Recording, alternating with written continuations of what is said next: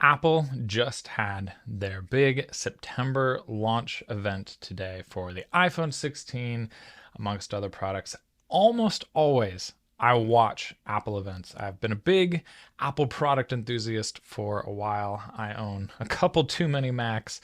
But I definitely am not always on the cutting edge. I also like to be frugal and I don't love spending all the money.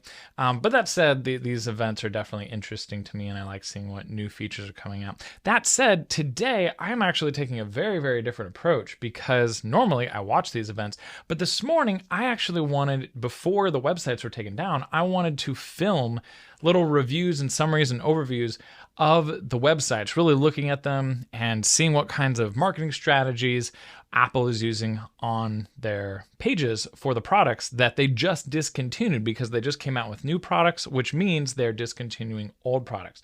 So all this morning, I was filming like a crazy person, reviewing all these websites before they were taken down. And indeed, most of them have been taken down because Apple has now released several new products. And so I am now going to go ahead and I'm going to look at these websites from Apple 100% fresh.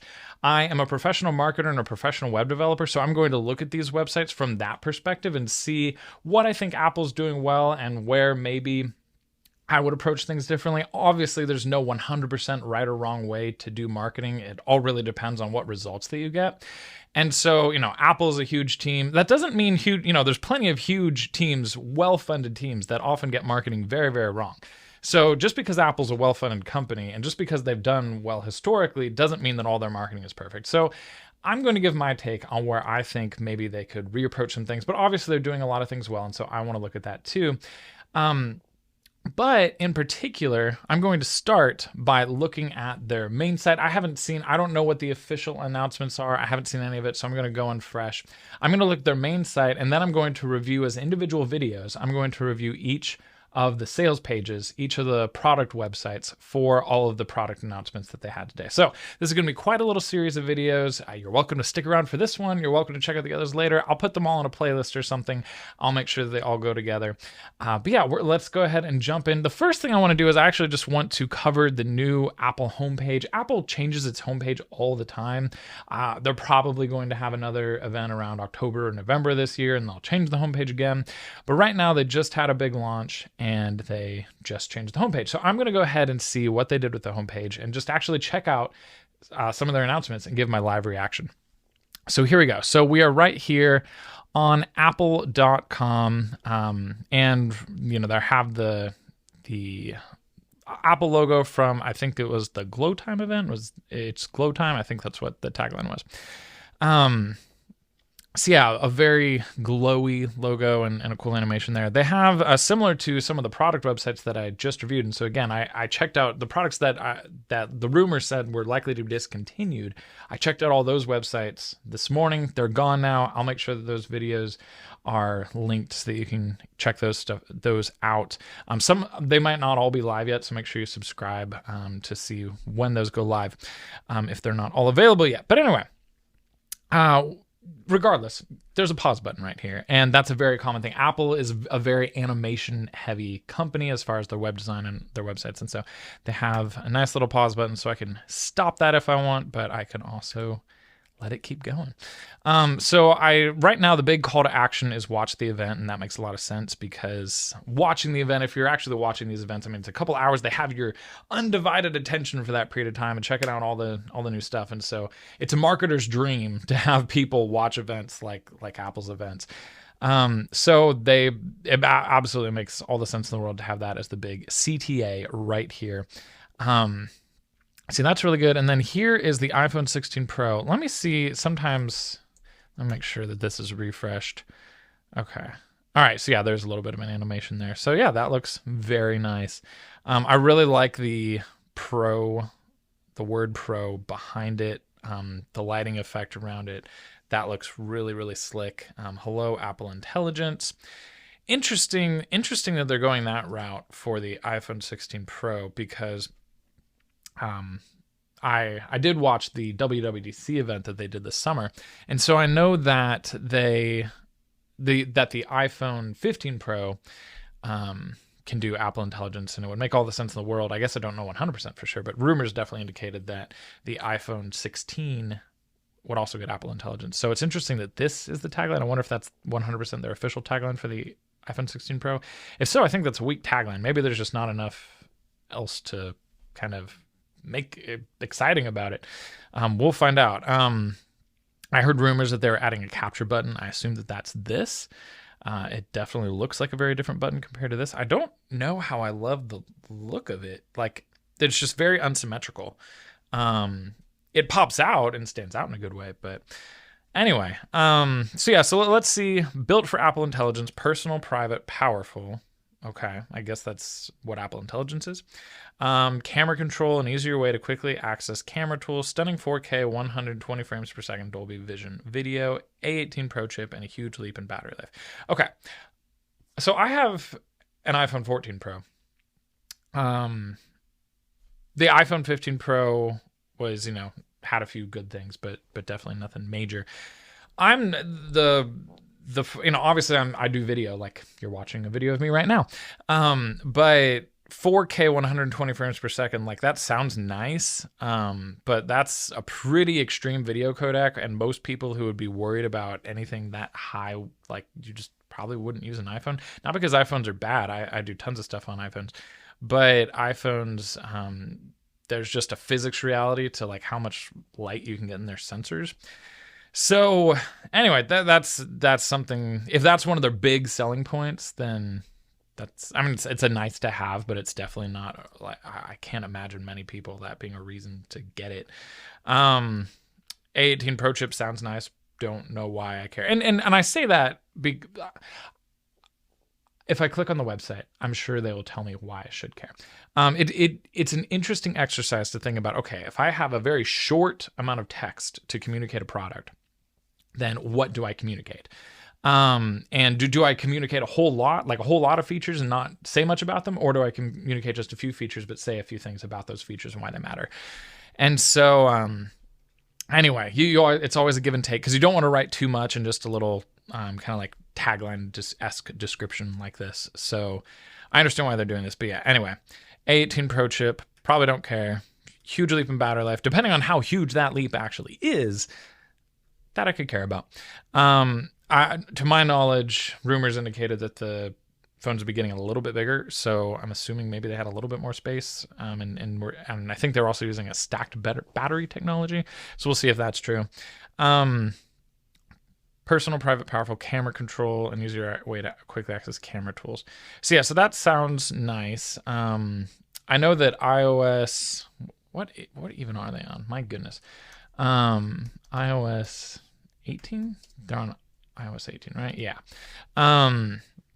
So iOS 18 is coming out, and iOS 18 right there. They're gonna let you swap out your lock screen controls, and so you can already access the camera pretty instantly via your lock screen. And even if you have a 15 Pro, you can use that action button to open your camera up too. So I believe you can do other stuff with the capture button. But yeah, quick access isn't a huge selling point in my mind. But yeah, I'm just kind of reacting to this, again, from a marketing perspective, but also as a legitimate consumer of these products and trying to think about how this appeals to me and all of that. So pre-order date is going to be 9/13, starting, it'll be available starting 9/20, and Apple Intelligence will come this fall. So anyone who pre-orders this, gets this right away, they're not even going to enjoy the big AI features right away. View pricing, that's interesting. They normally just say like buy now. I don't think they usually use view pricing as the language. So I haven't looked at this site at all, so I'm just kind of going through it and seeing what happens. Because it's interesting, because I just saw down below, it also says hello Apple Intelligence. So that makes more sense, because to my knowledge, both phones are supposed to have Apple Intelligence. So yeah, it's interesting. I wonder if iPhone 16 Pro has its own separate tagline, but anyway. And then we have Learn More, and so I assume that will be the Learn More. Okay, wait, I didn't click on the Learn More. There we go. So, okay, so yeah, so that'll be for the iPhone 16 Pro. So that's just to the main page. And pricing, I am curious what the pricing is. I don't know what it is. I know what last year's iPhone 15 Pro was, but I'll be curious to check out the pricing later on. All right, so iPhone 16. Definitely makes sense to showcase the iPhone 16 Pro. That was almost certainly the headliner of the presentation. But yeah, it's definitely hard to make the iPhone 16 look exciting in light of that. It's interesting from this angle. You know what? No, I'm okay. I think that's probably why they look a little bit different. And initial rumor renders weren't showing this. I think that this is like inset. So like this button pops out a little bit, but this button might actually be flush to the side of the device. It doesn't look like that. Like it looked kind of popped out here, but now that I'm looking at this one looks pretty inset. This one looks pretty like the same, like not going higher than the edge of the device basically. And so, but now that I'm re-looking at this, I think that's the same. So that's very interesting. So yeah, so this definitely has the new button as well. It's interesting too how they're really trying to show you in their marketing material, they're really trying to show you a side profile because with the side profile, they're able to really show off that capture button. And without the capture button, they don't have a whole lot that makes the phone look particularly new. And so, yeah, it's interesting that both phones, they're really giving you these side profiles. It makes sense, but yeah, it's tricky when you don't have a whole lot to differentiate your phone. I know that in the iPhone 15, like they're using the vertical orientation on the lenses. I do think that looks nice, but yeah, anyway, outside of that, it's really hard to differentiate these from older ones. All right, built for Apple Intelligence to help you write. So this is for the iPhone 16. Express yourself and get things done effortlessly. You have camera control, an easier way to quickly access camera tools, and the custom-built A18 chip. So I wonder if this isn't called a capture button, and if it's called camera control. Okay, actually it says that too. Camera control, an easier way to quickly access camera tools. And then that's the same. Okay, so maybe this is literally called camera control. Interesting. Apple does love to name things, and so it would make sense that they could have named that instead of just capture button, calling it camera control. Express yourself and get things done effortlessly. Yeah, so in a sense, the iPhone 16 is a legitimate upgrade to the iPhone 15 from an Apple Intelligence perspective because the iPhone 15 can't do Apple Intelligence. But yeah, I really do wonder if Apple Intelligence is actually going to matter that much, especially to more average consumers. We'll see. Time will tell. I think that Apple can do a lot with AI ongoing, but it'll be curious to see how much it actually matters in the short term. All right, Apple Watch Series 10, our thinnest watch with our biggest display and valuable health insights, including sleep apnea notifications. I know someone with sleep apnea, so that's cool. I'm definitely not going to help the totally average consumer, but that's nice for the very niche market who does need that. Our thinnest watch and our biggest display. Okay, cool. So yeah, for a while there were rumors that they were really going to do a major redesign, and it's the Series 10, and back when they did the iPhone 10 or the iPhone X, they literally skipped the 9. There is no iPhone 9. They skipped from 8 to 10, and they released 8 and 10 actually in the same year, which is weird. But so a lot of people had big expectations for and their renders about this cool flat look and stuff like that, which was really from last year. Anyway, I don't need to get into all that, but but yeah, overall this does look a little different, but it looks pretty similar. And let's see, tracking for your activity and workouts. I assume it already does that, but anyway, with depth and water temperature. Interesting. All in our fastest charging watch ever. That's good. I like fast charging is helpful. I'd prefer more battery life over fast charging because you just put it there at night. But fast charging is definitely nice. Interesting that these say view pricing, and then this one says pre-order. That's interesting because maybe you can pre-order them now. Because yeah, you can't pre-order until 9/13. So maybe you can pre-order this now. Let's look. I'll just look at that real quick.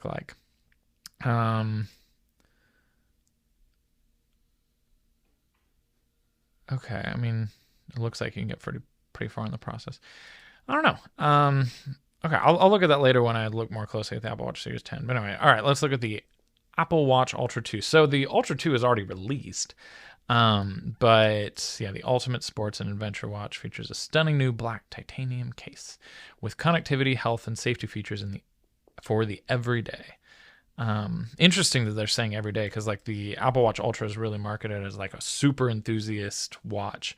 But yeah, definitely interesting that they're like, but you can really use this every day, because I do know a lot of normal people who get this watch. So it's probably smart for them to market it as that. I don't know that the average person needs this watch, but more power to anyone who wants it. And the most accurate GPS in a sports watch. So yeah, I assume it's not really any new features, because it's still the Apple Watch Ultra 2, but it's coming in a new black titanium case. So grand. We can learn more pre-order. All right, I like this. I like the AirPods. Definitely AirPods marketing. This is very reminiscent of some of the old iTunes and iPod ads. It's like the color scheme and the silhouette dance kind of vibe. But yeah, I like AirPods. Seem fun. I feel like Apple's doing a good job of marketing them for fun, and definitely interesting. So yeah, they have active noise cancellation, a first for the open ear design. This open ear design, interesting, because yeah, active noise cancellation, like a lot of the idea with it when it came out is like, that seal really helps with like the silicone tip. It really helps with the noise cancellation, but this doesn't have the noise cancellation. So that's interesting. Or sorry, the original AirPods did not have the noise cancellation because they didn't have the silicone tips, and they only came out on the AirPods Pro. But these do have noise cancellation, but it sounds like, yeah, they don't have the silicone tips. So yeah, I wonder, I have AirPods Pro. I find them very helpful, but yeah, I wonder if actually just AirPods 4, like if I need to replace my AirPods Pro at some point, like if AirPods 4 would make more sense. So yeah, I'll review that in a little bit, and we'll see. AirPods Pro 2. Okay, coming this fall. Interesting that coming this fall. Oh, coming this fall with a free software update. So it looks like you can buy these right now, but that makes sense. Okay, hold on. Because the AirPods Pro 2 are already out. The AirPods Pro 2 are already a product. Very similar to Apple Watch Ultra 2.